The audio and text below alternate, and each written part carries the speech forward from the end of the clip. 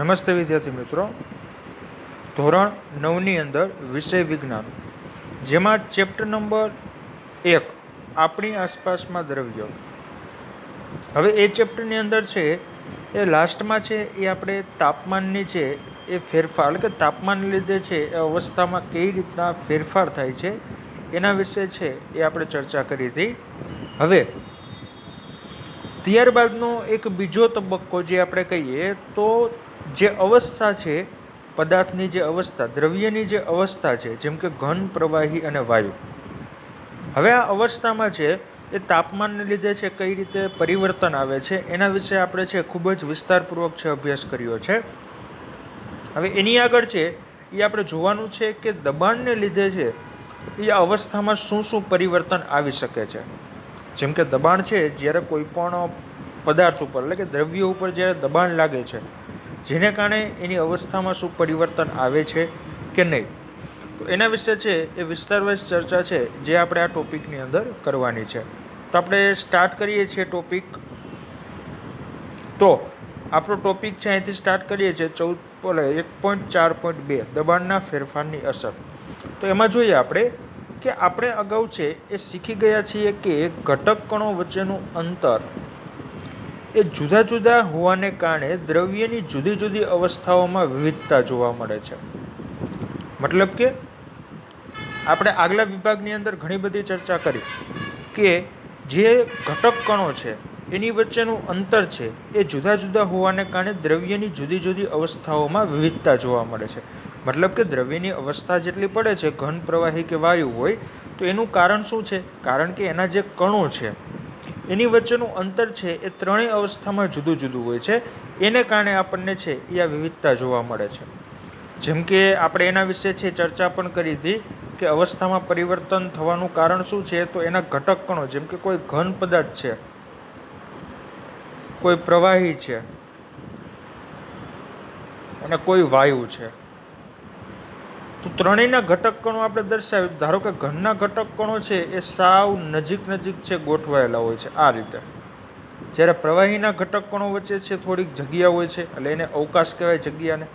જ્યારે વાયુના ઘટક કણો હોય એની વચ્ચે ખૂબ જ વધારે જગ્યા હોય છે.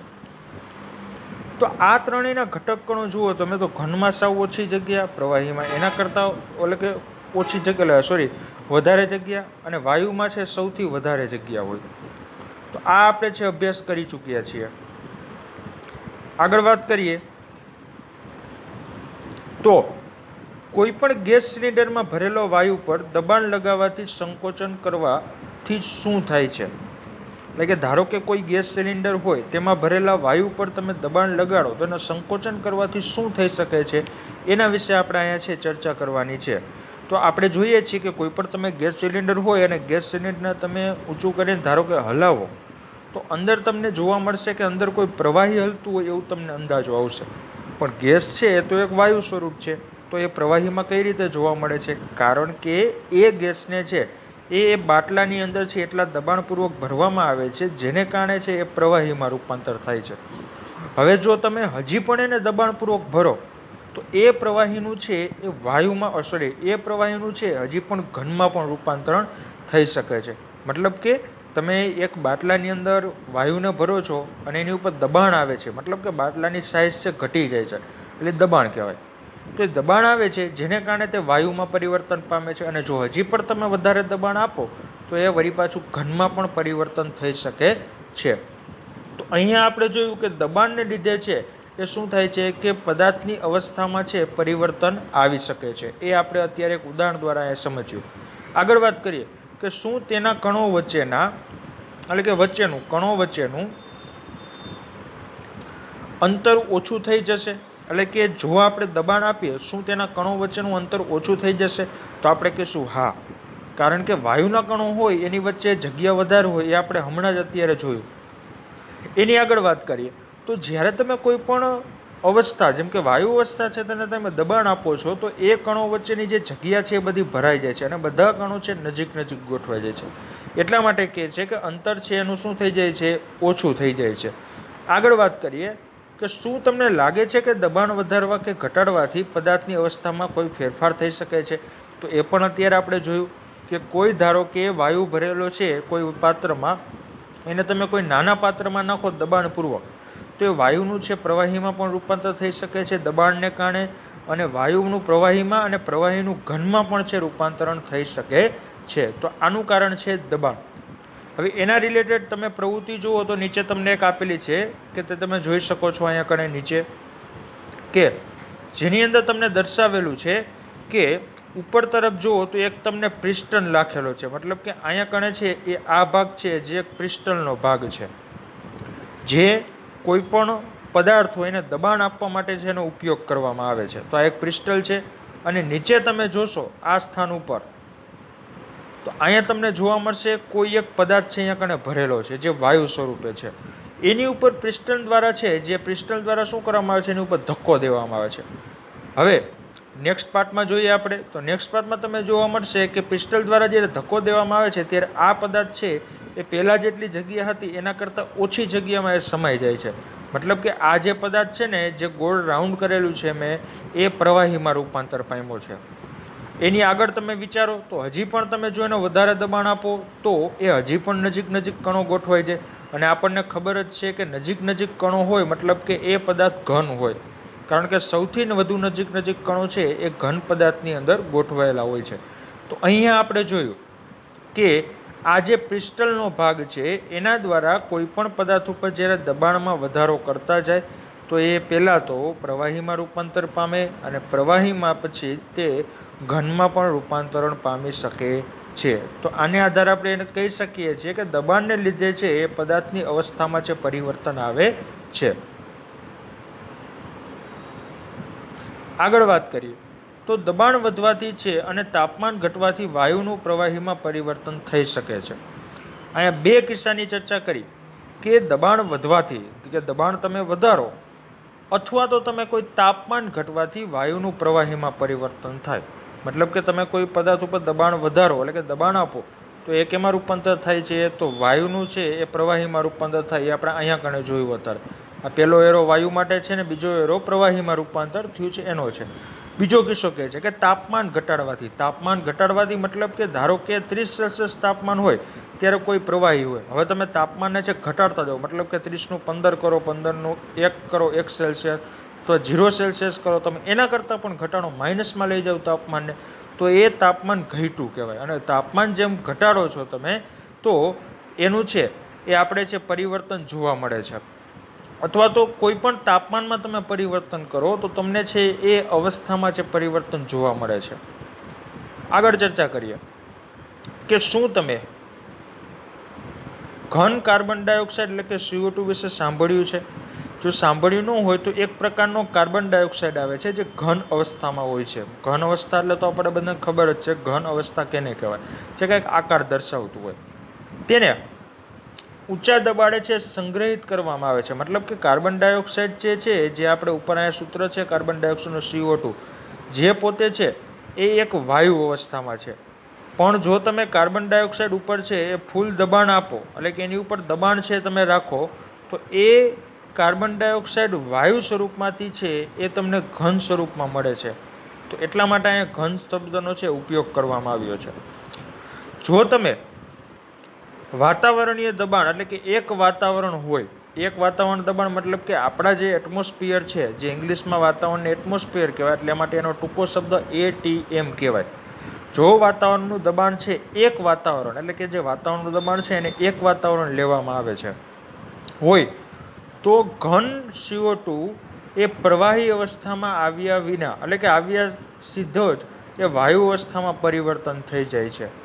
મતલબ કે જો વાતાવરણ દબાણ 1 હોય તો CO2 વાયુ છે એ ઘન CO2 છે એ પ્રવાહી અવસ્થામાં આવે પણ નહીં, અને સીધો કેમાં પરિવર્તન થઈ જાય, તો એ વાયુ અવસ્થામાં પરિવર્તન થઈ જાય. કારણ કે એ વાતાવરણનું દબાણ એટલું છે કે એ ઘન પદાર્થનું છે એ ડાયરેક્ટ વાયુમાં રૂપાંતર કરી નાખે છે. વચલી અવસ્થા છે એને ધારણ કરવાનો છે સમય પણ દેતું નથી.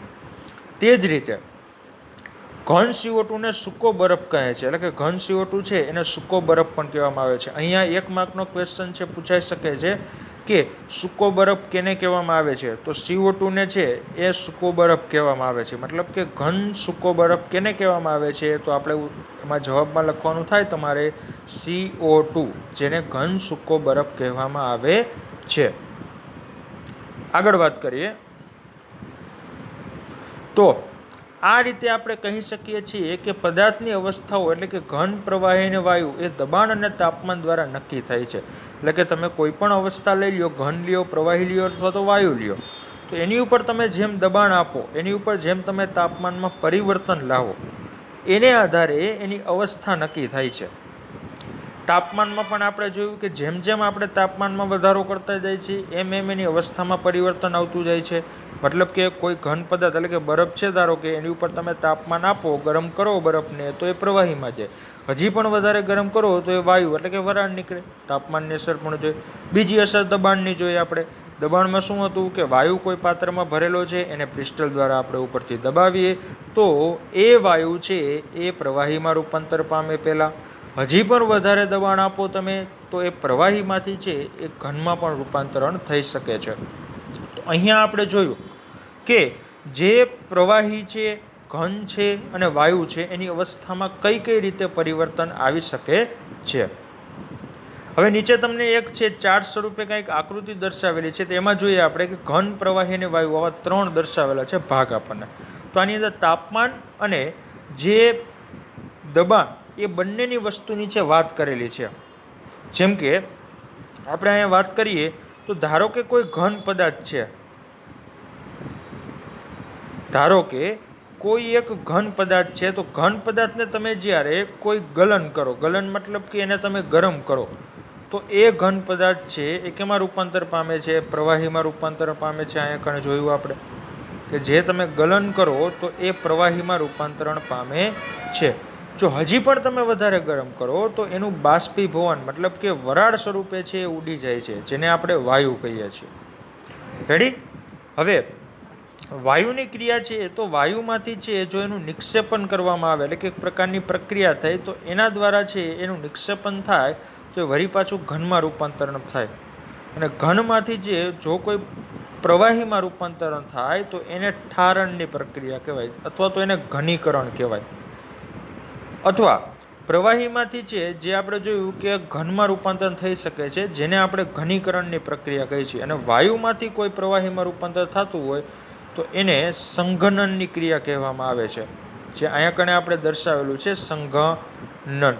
સંઘનન એટલે કે જે કોઈ વાયુ અવસ્થામાંથી છે એ પ્રવાહી અવસ્થામાં જો રૂપાંતરણ થતું હોય તો એ ક્રિયાને છે એ આપણે સંઘનન કહેવામાં આવે છે. તો અહીંયા આપણે જોયું કે એક ચાર્ટ દર્શાવેલો છે, તો એની અંદર જુઓ તમે તો બધી જ વસ્તુઓ જોવા મળશે તમને કે ગલન કેને કહેવાય, બાષ્પીભવન, ઉધ્વપાતન. ઉધ્વપાતન એટલે શું? તો ઘનમાંથી વાયુમાં રૂપાંતર થતું હોય તો એ ક્રિયાને ઉધ્વપાતનની ક્રિયા કહેવાય. કે ડાયરેક્ટ ઘનમાંથી વાયુમાં રૂપાંતર થતું હોય.